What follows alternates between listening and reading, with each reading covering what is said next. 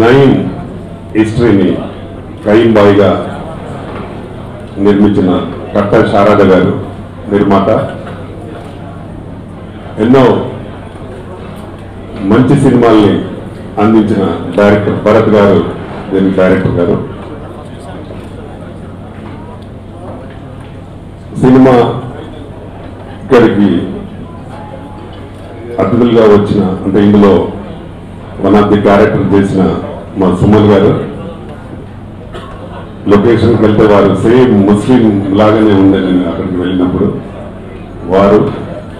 అలాగే మా కిషన్ రావు గారు, ఇక్కడికి వచ్చిన ఇంకా ఆర్టిస్టులు, technicians, print media, electronic media, photographers అందరికీ నా నమస్కారాలు.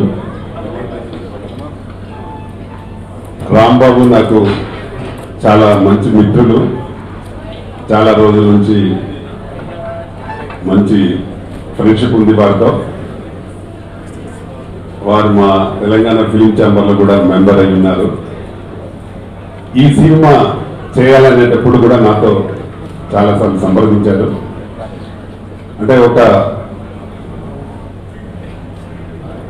కొద్ది రోజుల క్రితమే ఈ క్యారెక్టర్ మనందరిలో 2 రాష్ట్రాలలో తెలిసిన వ్యక్తి కథ కాబట్టి డెఫినెట్గా ఇది ప్రేక్షకులు ఆదరిస్తారనే నమ్మకంతో రాంబాబు గారు అతనే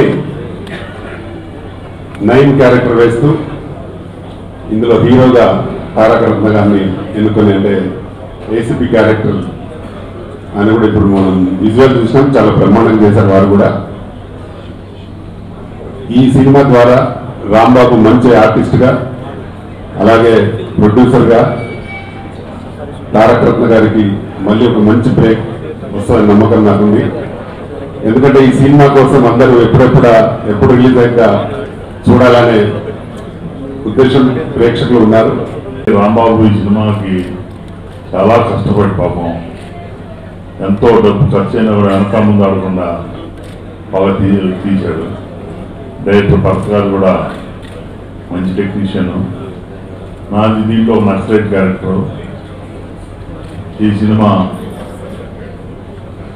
డెఫినెట్గా ఇది వాంటెడ్ సబ్జెక్టు, వెరైటీ సబ్జెక్టు జరిగింది కాదు కాబట్టి ప్రజలు దానికోసం వెయిట్ చేస్తున్నారు.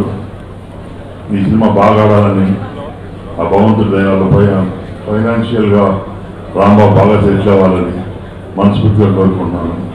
డైరెక్టర్ భరత్ గారికి కూడా మంచి బ్రేక్ రావాలని, మిగతా ఆర్టిస్ట్ అందరికి మంచి పేరు రావాలని మనస్ఫూర్తిగా కోరుకున్నాను. ఈ సినిమా షూటింగ్ సినిమా తీక ముందు నుంచి రాంబాబు నాతో డిస్కస్ చేసేవాడు. అండ్ దీంట్లో మెయిన్ అట్రాక్షన్ ఏంటంటే Katta Rambabu. Katta Rambabu resemblances Nayeem gangster who is been shot dead due to many reasons. ఆయన పోలికలు ఉండటం పక్కాగా మనిషి అడ్వాంటేజ్ అయింది. సో ప్రజెంట్ ఇంకా కూడా ఆ నయీం అనేది life history whatever it's been happened న్యూస్లో ఇంకా ఉంది. So it's a hot subject. ఇవాళ కూడా ప్రజల్లో నయీం గురించి పేపర్లో రాస్తూ ఉంటారు, అది జరిగింది ఇది జరిగిందని. They cannot visualise. ఆ విజువల్స్ని పిక్చరైజ్ చేసి ప్రేక్షకుల ముందుకు తీసుకొచ్చినప్పుడు audience will definitely have an interest to see the film. కానీ చాలా మంచి ఫ్రెండ్లీ పర్సన్.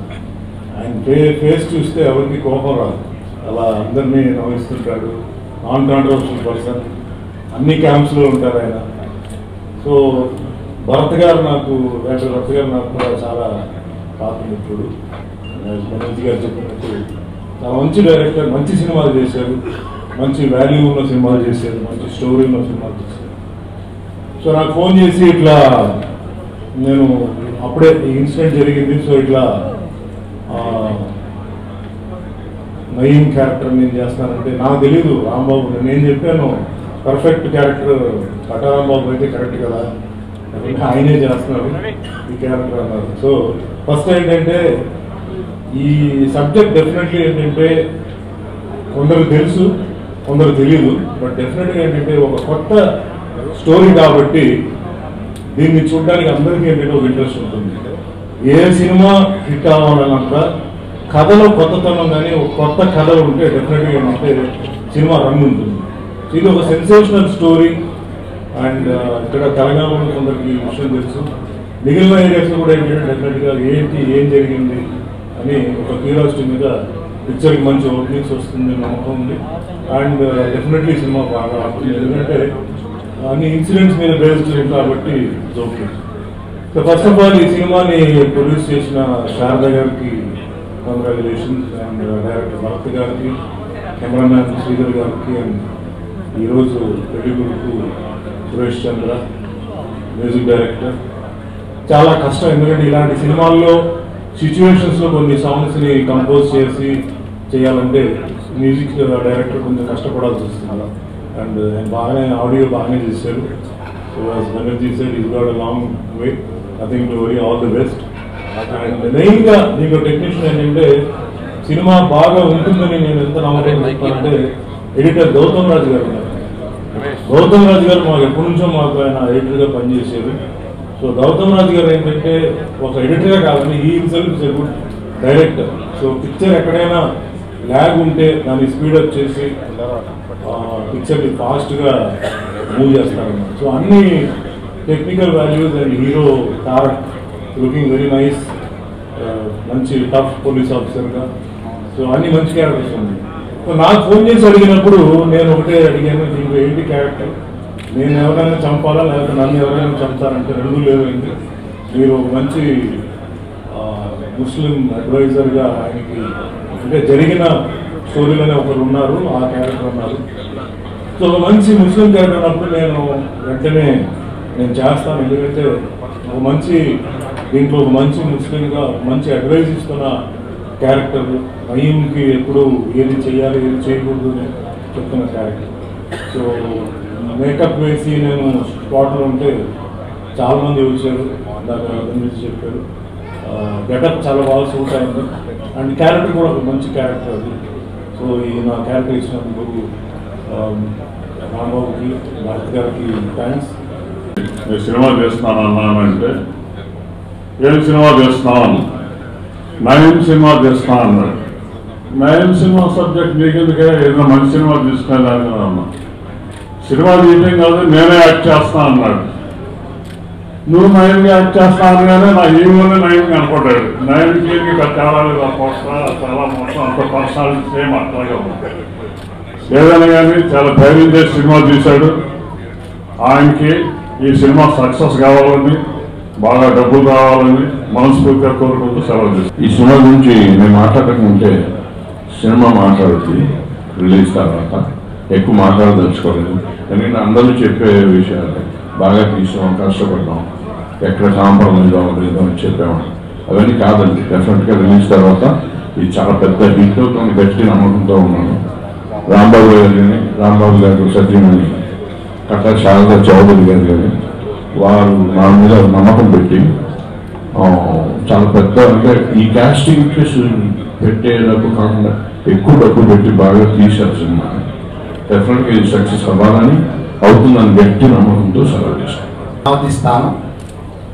అక్కడి నుంచి మరి మానేశ్రీ కట్టా రాంబాబు గారు కయ్యంబాయి సినిమాని ఆడియో ఫంక్షన్ పిలవటం ఆనందదాయకంగా ఉంది. నేను మొట్టమొదటి కార్యక్రమం పాల్గొనడం ఇటువంటి ఎప్పుడు పాల్గొనలేదు. కావున సమాజానికి ఒక సినిమా అనేది మంచి మెసేజ్ ఇవ్వాలి, అది నెగిటివ్ నుంచి పాజిటివ్ తీసుకోవచ్చు.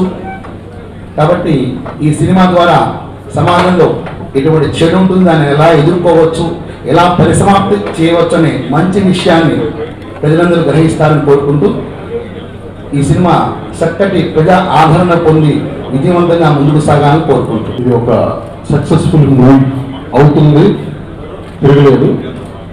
నేను దీంట్లో నయీం బరదర్ క్యారెక్టర్ చేశాను. That is also one of the major characters. Very good production, చాలా బాగా చేశారు టెక్నీషియన్స్ అందరికంటే ఆర్టిస్ట్గా ప్రొడ్యూసర్గా రాంబాబు చాలా కష్టపడ్డాడు. ఎక్కడ కాంప్రమైజ్ కాకుండా సినిమా తీశాడు. డెఫినెట్గా ఇది 100% సక్సెస్ అవుతుందని కోరుకుంటున్నాను. ఇట్లా నయం సినిమా చేస్తున్నాం అది ముందు వరకు చాలా నవ్వుతూ అట్లా ఉండేవారు, కానీ ఈ సినిమా చెప్పిన తర్వాత, ఈ సినిమా చేస్తున్నాం తర్వాత ఆయన చూడంగానే ఒక భయం స్టార్ట్ అయింది. బికాస్ ఆయనలో ఒక నయం నేను చూడటం స్టార్ట్ అయిపోయింది. సో అంత సేమ్గా ఉంటారు. సో అండ్ ఫిలిం వస్తే పర్ఫార్మెన్స్ వైజ్ కానీ అంతా కూడా సూపర్గా చేశారు. పక్కా యాప్ట్గా ఉంది, చూసేటప్పుడు నవ్వుకునే సీన్స్ ఉన్నాయి, అట్లా అని చిన్న వైలేషన్ అంటే ఒక టెన్షన్ పడే సీన్స్ ఉన్నాయి. So it's a new genre, నాకైతే ఒక కొత్త జానర్ ఇది.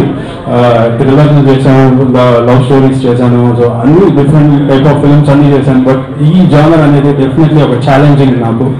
సో అట్లాగే it's super journey with director Bharat గారు, లాట్ ఆఫ్ ఎక్స్పీరియన్స్, చాలా ఫిల్మ్స్ చేశారు. సో అట్లా I learn lot much from him. And I thank all the singers, all the sound engineers and lyric writers, Srimani and Igor Asna or Ganesh, so each and everyone. నేను ఫస్ట్లో పద్మాలయ స్టూడియోలో పనిచేశానండి, camera assistant దగ్గర నుంచి.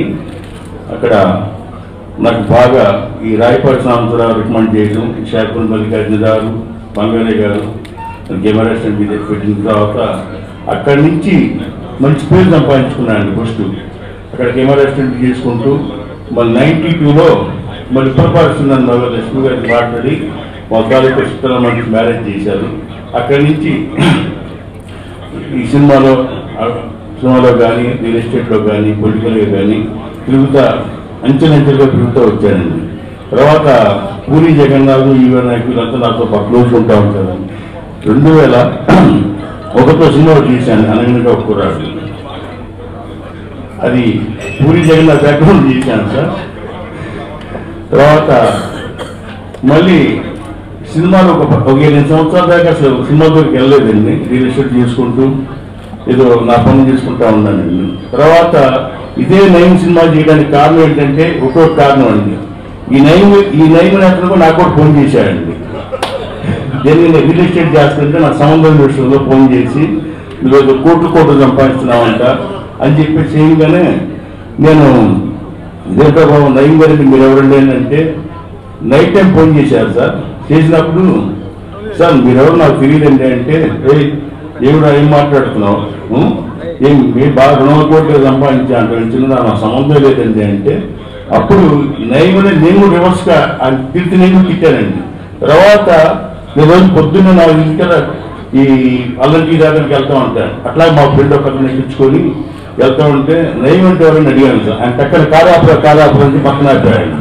ఇదేంట్రా అంటే నయం గురించి ఎందుకు అడుగుతున్నామంటే, నేను సంబంధం విషయంలో ఫోన్ చేశారు, నా నెంబర్ వచ్చేది తెలియదు, అసలు నాకు సంబంధం లేదు, నేనేదో నా వ్యాపారాలు నేను చేసుకుంటా ఉన్నానంటే, అప్పుడు కాదురా బాబు నయం అనే అతను చాలా పెద్ద వ్యక్తి, చాలా ఒక గ్యాంగ్స్టర్ లెవెల్ అంటే, అప్పుడు ఎమ్మటే అదే రోజు మళ్ళీ ఆ నెంబర్ ఫోన్ చేశానండి. నెంబర్ పని చేయలేదు.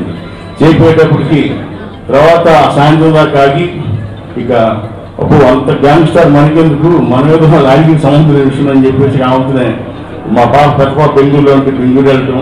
తర్వాత నా రోజు అయిన తర్వాత నా గురించి తెలుసుకొని రాంబాబు మీరు కాదంటే వేరే రాంబాబు అంటే మాట్లాడితే అప్పుడు మళ్ళీ బెంగళూరు వచ్చాడు. నేను అంటే అంత భయపడ్డాను ఆయన అంటే, నేను చూడలేదు ఏం లేదు, ఒకసారి చూద్దాం అనుకున్నాను, చూసేలోపు అయిపోయారండి.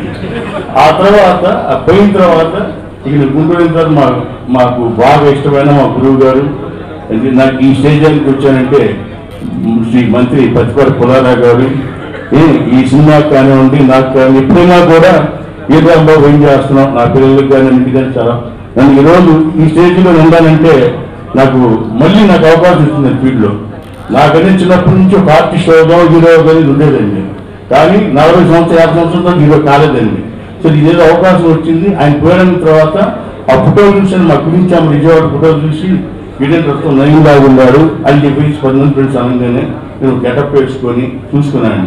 ఓహో నాకు ఇలాంటి అవకాశం దొరికింది, కనీసం ఈ సినిమా చేద్దాం అనుకుంటా ఉంటే రామ్ గోపాల్ గారు 3 పార్ట్లుగా నేను చేస్తాను అంటూ అనేటప్పటికీ 3 పార్ట్లుగా ఆయన చేయడం చెప్పేసి ఇదే కథ అనుకొని భువనగిరికి అన్ని చోట్ల అసలు ఏం చేశాడు ఏంటని చెప్పేసి భర్త గారితో చేయడం, కథ తయారు చేయడం, దాని మనం మా గోపీమోహన్ గారు కానీ కోనగర్ గారు కానీ బ్యాక్గ్రౌండ్ నుండి కథను బ్రహ్మాండం చేసిన తర్వాత ఇక నేను ఈ పత్తిపాటి పుల్లారావు గారికి మా గురుగారు దగ్గరికి వెళ్ళాను. ఇలా అంటే యాక్చువల్గా ఈ సినిమాకి నాకు సంబంధం లేదండి, నింగా ప్రొడ్యూసర్ పేరు నెల్లూరు వాళ్ళండి. వాళ్ళు ఏమన్నారు నయం అనగానే బాబు నాకెందుకు బాబు ఆయనతో మా గురించి మీకు చేయమని చెప్పి ఇప్పుడు చేస్తానని చెప్పారు. చేయనేటప్పటికి సరే అని చెప్పి ఒక వారంలో షెడ్యూల్ చేసుకున్నానండి. ఓపెనింగ్ రోజు ఇట్లా మంత్రి గారి దగ్గరికి వెళ్ళి ఇట్లా చేసుకున్నాను పదవటి రాంబాబు అని చెప్పి పోయిన నాడు షోకి గ్రాండ్గా ఏపీలో ఫస్ట్ అమరావతిలో ఈ సినిమా ఓపెన్ చేశానండి. పత్తిపాటి పుల్లారావు క్లాప్ కొట్టారు, కాంట్రాక్ట్ కర్తగానే సాగుని కొట్టిన తర్వాత ఈ రోజు వరకు కూడా ఏ రోజు కూడా అండి డబ్బుల దగ్గర కానీ తర్వాత షూటింగ్ దగ్గర కానీ మామూలుగా సినిమా వచ్చింది ఏదో గొడవలు అవుతూ ఉంటాయండి, కానీ ఎప్పుడు కూడా అవ్వలేదు.